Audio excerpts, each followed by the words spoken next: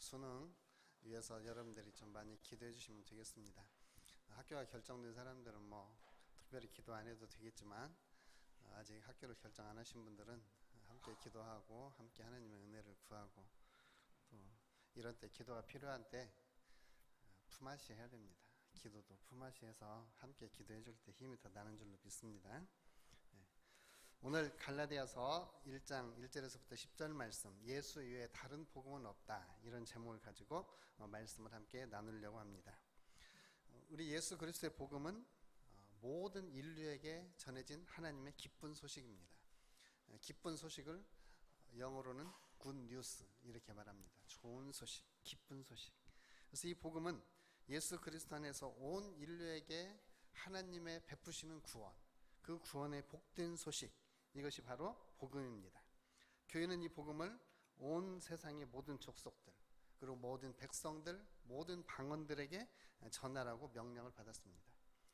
복음의 핵심은 명료합니다.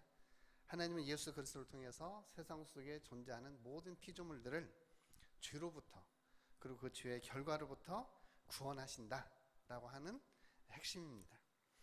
하나님은 복음을 모든 사람들에게 전할 수 있도록 예수님의 교회를 세우시고 그 교회 안에 성도들로 하여금, 그리스도인들로 하여금 기회가 될 때마다 복음을 전하게 하셨습니다. 그래서 오늘 교회 안에 있는 저와 여러분들은 복음의 핵심을 다시 한번 깨닫고 그 복음을 기회가 있을 때마다 시간을 아껴서 전하는 하나님의 사람들이 되기를 주님으로 축복합니다. 우리 어떤 분들은 또 이렇게 말합니다. 목사님 설교가 참 귀에 듣기는 좋습니다만 복음의 핵심이 없습니다. 이렇게 또 이야기하는 분도 있고, 또 어떤 분은 또 이렇게도 말합니다. 설교자들이 설교하는 모든 설교는 다 복음이다, 이렇게 말하는 분도 있습니다. 어쨌든 설교자들이 하는 모든 설교가 복음과 내용 혹은 복음과 그와 관련된 일들이겠지만 또 때로는 복음의 핵심이 빠져 있을 수도 있습니다. 예를 들면은 요즘같이 이렇게 시국 강론을 한다든지 이러한 때 저희들도 목사님이 시국 집회에 참석하신 분들이 문자를 보내요. 비겁하게 숨어 있지 말고 광화문으로 나와라. 또 이렇게 설교를 통해서 자기가 가지고 있는 이념 아니면 자기의 사상 이런 것들을 주장하기도 합니다. 때로는 설교 시간에 신문이나 신문 사설을 이용해서 한 주간의 모든 톱 뉴스들을 충분하게 성도들이 이해할 수 있도록 전해주는 이런 설교들도 있습니다. 때로는 초등학문, 세상의 초등학문을 논하는 경우도 있어요. 그래서 모든 설교의 모든 언어 하나하나, 단어 하나하나가 다 복음은 담지 않을 수도 있지만 그래도 교회에서 선포되어지는 설교는 복음의 핵심들을 담고 있다라고 하는 것입니다. 전체적은 아니더라도 부분이라도 복음의 핵심을 담고 있는 것이 설교의 내용들입니다. 또 막상 예수 그리스도의 복음 외에 다른 것은 설교자들이 별로 전할 것도 없습니다. 이러한 의미에서 우리는 예수 그리스도의 복음의 핵심을 우리는 늘 기억하고 그 복음의 핵심을 기회가 될 때마다 사람들에게 또 기회가 되어질 때마다 세상 속에 전하는 하나님의 사람들이 되기를 주님으로 축복합니다. 사도 바울도 예수 그리스도로부터 직접 배운 제자는 아니지만 사도들로부터 배웠고 계시를 통해서 예수님으로 배웠던 그 복음을 계속해서 그는 전합니다. 예루살렘에서 배웠던 복음 고린도 교회도 전했고 빌립보 교회도 전했고 또 데살로니가 교회도 계속해서 그는 복음을 전합니다. 그 복음의 핵심은 예수 그리스도께서 성경에 예언된 대로 무덤 속에 묻히셨지만 3일 만에 부활하셨다. 그리고 그분이 부활하셔서 많은 사람들 앞에서 자기의 부활의 몸을 보여주셨다. 그리고 그것뿐만이 아니라 500여 명이나 보는 가운데서 하늘로 올라가셨다. 그분은 하늘로 올라가셨을 때 우리들에게 한 가지 약속을 하셨다. 다시 이 땅에 오실 것이다. 이 땅에 오셔서 그분은 살아있는 자와 죽은 자들을 마지막 심판의 부활로 부르실 것이다. 그래서 영생을 가진 자는 생명의 부활로, 하나님 나라의 백성의 생명이 없는 자는 심판의 부활로 나가게 될 것이다. 바로 이것이 예수님의 복음의 핵심입니다. 그래서 우리가 사도행전에서부터 서신서들을 다 읽어보면 예수님의 생애는 별로 나오지 않습니다. 그들이 강력하게 끊임없이 사도행전에서 주장하는 건 예수는 부활하셨다는 거예요. 성경에 예언된 대로 죽으셨다가 또 예수님 자신이 예언한 대로 3일 만에 부활하셨다.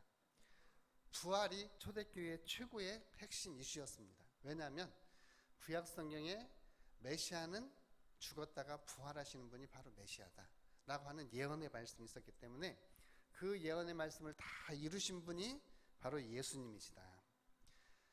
그래서 예수님은 부활하셨고 우리 가운데 메시아가 되신 것이다. 이것이 초대교회의 복음의 핵심이었습니다. 이렇게 복음이 전파될 때마다 복음이 확장도 되어졌지만 그 복음을 반대하는 아니면 복음을 방해하는 세력들이 복음을 공격하는 것도 만만치 않았습니다. 초대교회 때는 우리 성경이 완성이 되지 않았었습니다. 그때 있었던 성경은 구약 성경이에요. 그래서 구약 성경에서 하나님 나라를 완전하게 계시하지 못하고 부분적으로 계시하고 있습니다. 그리고 그 구약의 종교를 구약 성경의 내용을 가지고 그때 당시에 종교 생활하던 종교가 있었는데 그게 바로 유대 종교입니다. 유대 종교는 구약 성경에 나오는 문자적으로 그리고 구약 성경에 나오는 의식적으로 리추얼이라고 그러죠. 의식. 그러니까 성전에서 짐승을 잡아서 제사를 드리는 이러한 의식을 굉장히 중요하게 여기는 종교였어요. 그래서 이렇게 의식을 그리고 율법을 준수하는 이러한 종교를 그들이 신봉하면서 그 유대 종교가 그들의 마음속에 너무나 깊게 사로잡고 있었기 때문에 예수님께서 성경을 완성하시는 하나님 나라의 메시아로 오셨다고 해도 그들은 메시아를 받아들일 수가 없었습니다. 왜냐하면 너무나 율법주의와 의식에 사로잡혀 있었기 때문인 거죠. 그들은 예수 그리스도를 믿음으로 구원 얻는다고 하는 복음을 거절을 합니다. 예수 그리스도를 믿음으로 하나님의 자녀가 된다고 하는 것을 받아들이지를 못해요. 왜냐하면 자기들이 가지고 있는 유대주의의 율법, 유대주의의 종교 의식 이것을 통해서 그들이 하나님 앞에 나갈 수 있다고 생각했기 때문에 구약 성경에서 선지자들이 그렇게 외쳤던 오직 의인은 믿음으로 말미암아 살리라 이런 복음의 핵심을 다 놓쳐버린 거예요. 특히 예수 그리스도를 믿음으로 구원 얻는 그런 하나님의 백성들 이방인 개종자들에게도 이들은 모세의 율법을 따라서 할례를 받아야 하고 더 나아가서 율법에 있는 유대 종교의 의식들을 지켜야만 온전히 아브라함의 복을 받을 수 있다. 그래서 복음에 무엇인가 더 추가하기 시작합니다. 어떤 거짓 교사들은 이렇게 말합니다. 예수 믿으면 영혼은 구원을 받는다. 그러나 하나님이 아브라함에게 약속하신 축복을 받으려면 아브라함처럼 할례를 받아야 된다. 하나님이 모세를 통해서 우리에게 약속하신 축복을 받으려면 모세가 우리에게 전해준 율법들을 준수를 해야만 모세의 축복을 받을 수 있다. 이 사람들이 구약 성서를 인용을 해서 이방인 개종자들에게도 말을 하니까 이방인 개종자들은 혼란스러운 거예요. 이렇게 오직 예수 그리스도를 믿음으로 구원을 받고 예수 그리스도를 통해서 하나님 나라의 자녀가 된다고 하는 이 분명한 복음을 율법주의는 끊임없이 공격을 합니다. 예수님이 죽었다가 3일 만에 부활하셔서 우리의 주가 되셨고 모든 입이 예수를 그리스도라고 시인해서 하나님께 영광을 돌린다는 이 바울의 단순한 복음을 유대 율법주의자들은 끊임없이 공격을 하는 거예요. 그래서 바울은 오늘 이 갈라디아서에서 다른 복음은 없다.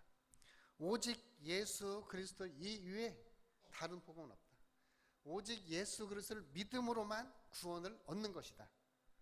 다른 이로서 천하 만민 중에서 구원 얻을 만한 다른 이름 우리에게 주신 적이 없다. 바울이 이렇게 가르치니까 유대 율법 거짓 교사들이 내려와 가지고 이렇게 말합니다. 바울은 사도 아니야. 바울이 직접 예수님의 제자가 아니었잖아요. 그러니까 바울이 사도가 아니야. 바울이 가르치는 것은 잘못된 거야. 이러면서 복음을 공격을 해요. 그러니까 이제 이방인 교회들이 혼란스럽습니다.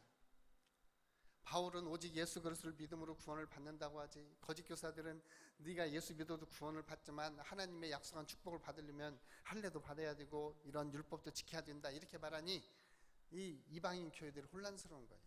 그래서 이 문제를 모든 사도들과 지도자들이 모여서 회의를 합니다. 사도행전 15장. AD 49년 예루살렘 회의에서 우리가 오직 예수 그리스도를 믿는 믿음으로만 구원을 받는다. 다만 유대인 교회와 이방인 교회가 하나 되기 위해서는 음식 문제만 좀 서로 삼갔으면 좋겠다. 유대인들은 피를 안 먹고 이방인들은 그냥 피를 먹는데 우리 교회에 들어와서는 피를 먹지 않는 것이 우리 유대인 교회와 이방인 교회가 하나 되는 데에 일치점을 찾을 수 있겠다.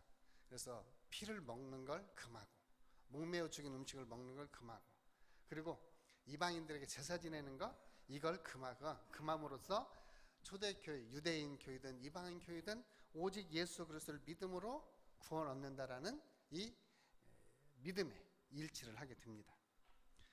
기독교 복음에 대한 초기 도전은 굉장히 심각했습니다. 왜냐하면 이 공격하는 사람들이 구약 성경의 한 부분을 가지고 신약 성경이 다 쓰여지지 않은 그 시기에 예수 그리스도의 복음을 공격하기 때문입니다. 그래서 바울은 영적인 예리한 이 통찰력을 가지고 마치 지금 저 구약에 있는 율법주의라든지 구약에 있는 이런 의식주의를 초대교회가 받아들이면 초대교회의 믿음이 침몰할 위험성이 있다. 오직 예수 그리스도를 통해서만 구원을 얻는다고 하는 이 복음이 왜곡될 수 있다. 그래서 바울은 이 부분에 대해서 철저하게 유대 율법주의, 특히 거짓 복음, 다른 복음, 이것을 경계를 했던 것입니다. 그러면서 바울은 더 강력하게 주장하죠. 예수 그리스도 복음 위에 다른 복음은 없다. 오직 예수 복음만이 유일한 복음이다. 예수 그리스도를 통해서, 예수 그리스도 안에 있는 믿음을 통해서 하나님이 우리에게 주시는 은혜, 예수 그리스도를 통해서 우리에게 하나님이 주시는 축복, 이것이 예수 그리스도의 구원이다 라고 이야기합니다. 바울은 이 예수 그리스도의 복음을 기회가 되어지는 대로 선포를 합니다. 그리고 이 하나님이 우리에게 주시는 이 구원은 우리들에게서 어떤 공로가 있는 게 아니다. 우리의 노력이나 우리의 수고가 아닌 전적인 하나님의 은혜다. 하나님의 은혜. 그래서 사도 바울은 에베소서 2장 7절로 8절에서 이렇게 말합니다. 이는 그리스도 예수 안에서 우리에게 자비하심으로써 그 은혜의 지극히 풍성함을 여러 오는 세대에 나타내려 하심이라. 너희는 그 은혜에 의하여 믿음으로 말미암아 구원을 받았으니 이것은 너희에게서 난 것이 아니요 하나님의 선물이라. 그래서 하나님은 우리에게 이 구원을 선물로 우리에게 주셨습니다. 그러면 이제 우리는 은혜로 구원을 얻었어요. 하나님의 선물로서 우리에게 구원을 얻었어요. 이제 그러면 우리 인간들은 이렇게 생각합니다. 아, 그럼 이제 우리 할 것 없겠구나. 이제는 내가 은혜로 구원 받았으니 이제는 우리에게서는 아무도 할 일이 없구나. 이제 우리가 어떤 율법의 요구를 준수하는 것도 아니고 어떤 구약의 의식을 지켜야 되는 것도 아니고 이제는 자유하구나. 이것은 복음을 윤색시킬 수 있는, 왜곡시킬 수 있는 또 하나의 다른 복음이 되어지는 거예요. 사도 바울은 율법의 요구보다 그리스도인들은 율법의 요구가 아닌 다른 요구가 없다, 예수 그리스도 안에서 행실이 필요 없다, 이렇게 말하지 않습니다. 바울은 예수 그리스도 앞에 자기의 삶을 의탁한 사람, 예수 그리스도의 복음을 통해서 구원을 받은 사람들은 옛날에 살던 삶이 아니라 이제는 새로운 삶을 살아야 된다. 그 새로운 삶을 사는 사람들을 일컬어서 새로운 피조물이라 이렇게 말합니다.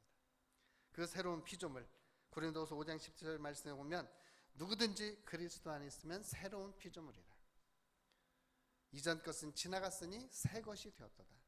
새 것이 되어진 이 새로운 피조물인 하나님의 사람들은 그 전에 세상에서 살던 삶, 율법 아래서 살던 삶, 이방인의 풍습과 관습을 가지고 살던 삶이 아니라 이제는 신약에서 제시되어진 하나님 나라의 백성의 삶을 사는 것이다.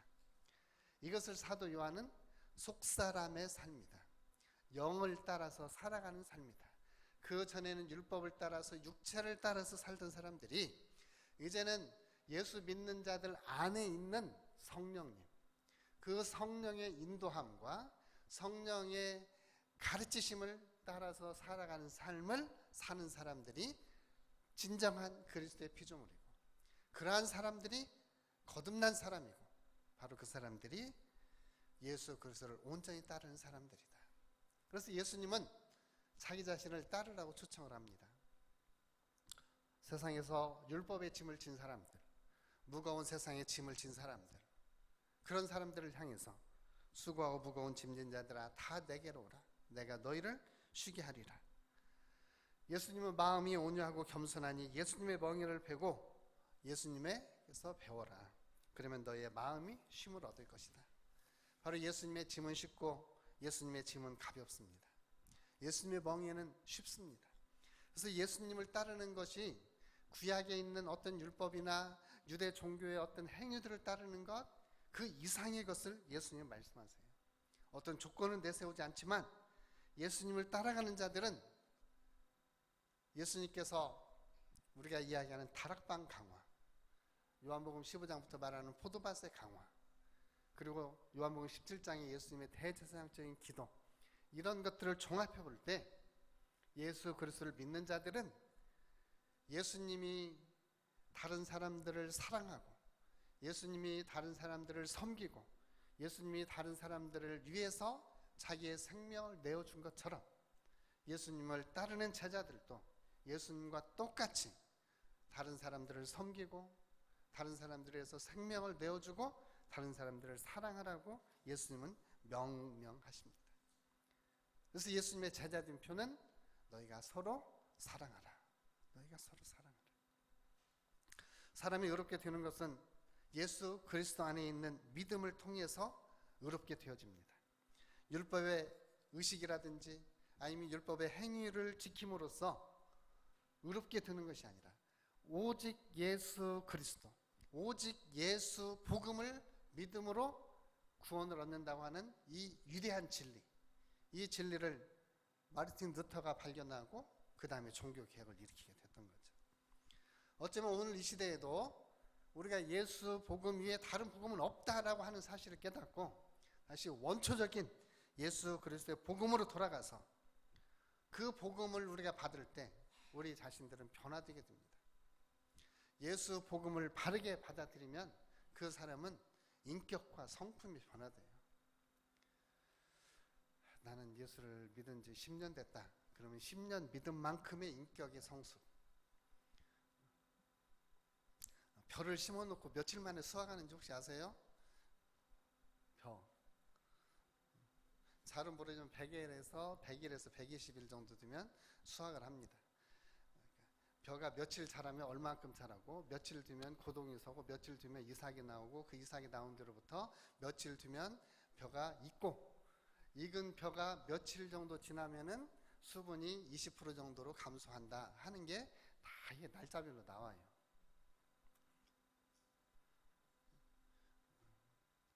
내가 예수를 10년 믿었으면 10년 믿은 만큼 이만큼 잘하는 겁니다. 내가 예수를 믿은 지 20년 뒤면 20년 된 만큼 우리의 신앙 인격이 성숙을 하게 됩니다.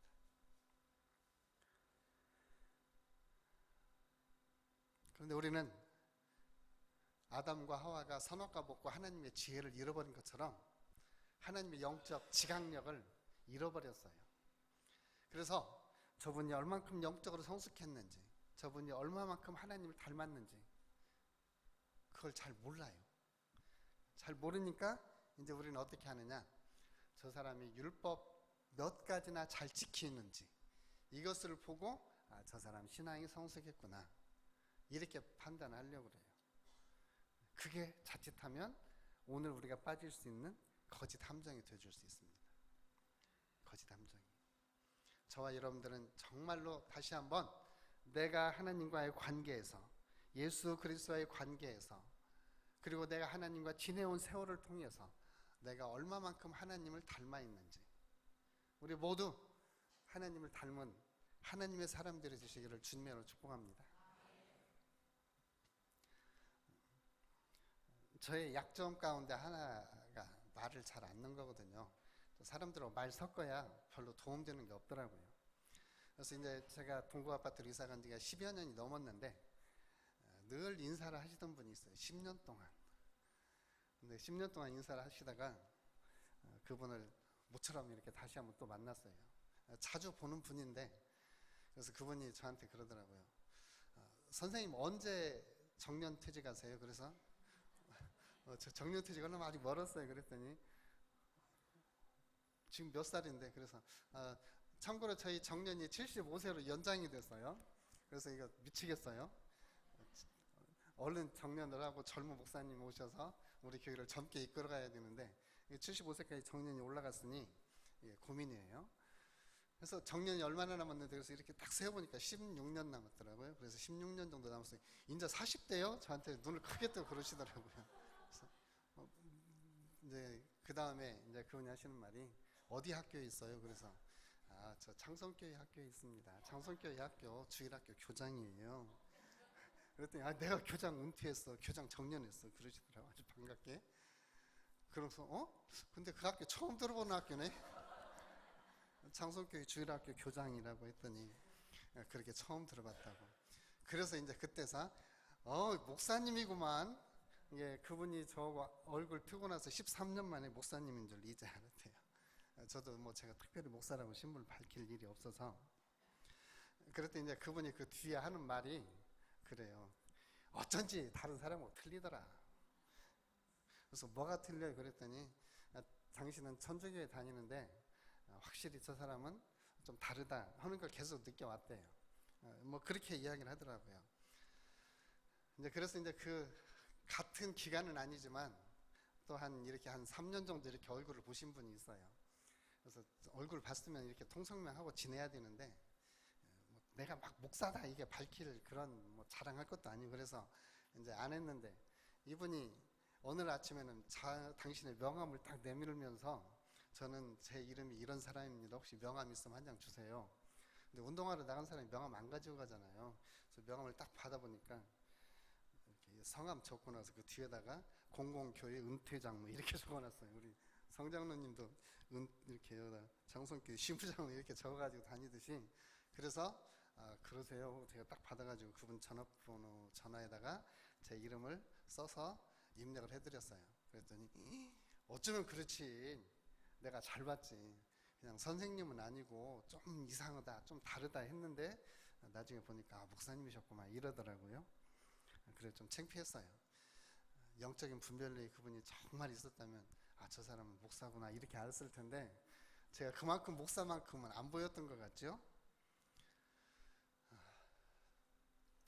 저나 여러분들이 어떤 사람을 만났는지, 그 만났을 때 그 사람이 나 창성교회에서 예수 믿는 사람이에요, 나 정말 리얼 크리스찬이에요 이렇게 말했는데 어쩌면 그렇지, 그러면 그렇지, 좀 이런 대답을 좀 받으시기를 축복합니다. 만났는데 야 네가 교회 다니냐? 만약에 이런 소리 듣는다면은 우리 정말로 회개해야 됩니다. 우리가 예수 그리스도의 복음을 받으면 우리는 예수님 닮아가게 되어져 있습니다. 우리가 예수 그리스도의 말씀이 나를 지배하면 우리는 끊임없이 예수님의 형상과 예수님의 모습으로 빚어지게 됩니다. 물론 우리의 겉사람은 후퇴할 수 있어요. 우리의 겉모습은 낡아지고 우리의 겉모습은 늙어갈 수 있어요. 그러나 우리는 예수 그리스도의 성품과 예수 그리스도의 인격은 우리 가운데서 계속해서 드러나게 되어져 있습니다. 우리가 이렇게 예수 그리스도를 닮아가고 예수 복음을 따라갈 때 이 거짓 복음은 우리로 하여금 끊임없이 우리를 잡아내려서 악의 구렁텅이 아니면 실족하는 자리로 우리를 끌어들이려고 합니다. 아니면 우리의 행위를 강조하게 해서 진정한 예수 그리스도의 복음을 잃어버리게 만들든지. 그래서 오늘 저와 여러분들은 오직 예수 이외에 다른 복음은 없다. 예수 그리스도를 믿음으로만 우리가 구원에 이를 수 있고 예수 그리스도의 복음을 받은 사람은 반드시 그 성품과 인격이 믿음의 주요 우리를 온전케 하시는 예수님을 닮아간다. 그리고 끊임없이 우리는 예수님을 닮기 위한 은혜를 구하고 또 예수님을 닮아가시는 하나님의 사람들이 되시기를 주님의 이름으로 축복을 합니다. 이 시대에도 여전히 거짓 복음이 있고 이단 사설들이 있습니다. 이런 세대 속에서 저와 여러분들이 진정한 예수 그리스도의 복음을 붙잡고 그 예수 그리스도 복음을 우리가 가지고 있을 때 우리는 예수님을 끊임없이 닮아가는 아름다운 예수의 사람들이 될 것입니다. 예수 그리스도의 복음은 단순합니다. 예수님이 나를 위해 죽으셨고 그래서 이제는 나는 내가 사는 것이 아니요 내 안에 계신 예수 그리스도로 말미암아 이제 내가 사는 것이다. 이제 내가 사는 것은 바로 예수 그리스도의 복음을 위해서 사는 것이고 예수님을 위해서 사는 것이다. 예수님이 죽었다가 부활하신 것처럼 나도 이제 내 육신의 장막에서 떠나서 부활의 생명을 누리게 될 것이고 천국에 살게 될 것이고 그리고 주님이 오시는 날에 내가 이 땅에서 충성한 만큼 우리 주님은 잘했다 착하고 충성된 영아 칭찬하실 것이다. 추후에 우리는 주님 앞에 서서 우리가 한 모든 일들을 다 설명해야 될 때가 있습니다. 그 설명해야 될 때 예수님 앞에 우리의 모든 삶과 우리의 모든 행위를 설명하게 될 때 주님께서 창세로부터 예비되어진 하나님의 나라를 상속받을 자여 이 칭찬을 받는 하나님의 사람들이 되시기를 주님의 이름으로 축복합니다. 우리나라에 여러 가지 사망 원인이 있는데 사망 원인 1위가 지금도 암이랍니다. 암이 1위. 두 번째가 심혈관 질환이래요. 만약에 이 암과 심혈관 질환을 단번에 치료할 수 있는 신약이 개발됐다. 그러면 아마 신문 방송에서 매일 떠들고요. 제가 한 번씩 돌려본 홈쇼핑에서도 이 약이야말로 암이 낫는 약입니다. 이 약이야말로 심혈관 질환이 다 낫는 약입니다 하고 날마다 다 떠들어도 될 거예요. 그렇지 않겠습니까? 이 세상에 있는 모든 죄들을 치료할 수 있는 단 하나의 유일한 약, 죄를 치료할 수 있는 유일한 약은 예수 복음이에요. 예수 복음. 그래서 이 예수 복음을 저와 여러분들은 기회가 되어지는 대로 전파해야 되고 그리고 그 예수 복음으로 우리 자신들은 날마다 새 힘을 얻고 오직 예수 복음 위에 다른 복음 없다. 예수 복음이 오늘 또 나를 살리고 예수 복음이 나에게 생명 주고 예수 복음이 나에게 능력 주고 예수 복음이 이 시대를 하나님의 능력으로 살게 하는구나. 이 확신을 가지고 우리 모두 예수 복음 위에 강건하게 서시기를 주님의 이름으로 축복합니다. 기도하겠습니다. 아버지 하나님 고맙고 감사합니다. 오늘 주신 말씀 우리의 마음에 새기고 예수 복음 위에 다른 복음이 없음을 깨닫고 예수 복음으로 우리의 삶이 그리고 우리의 인격이 예수 닮아가게 하여 주옵소서. 예수님의 이름으로 기도합니다. 아멘.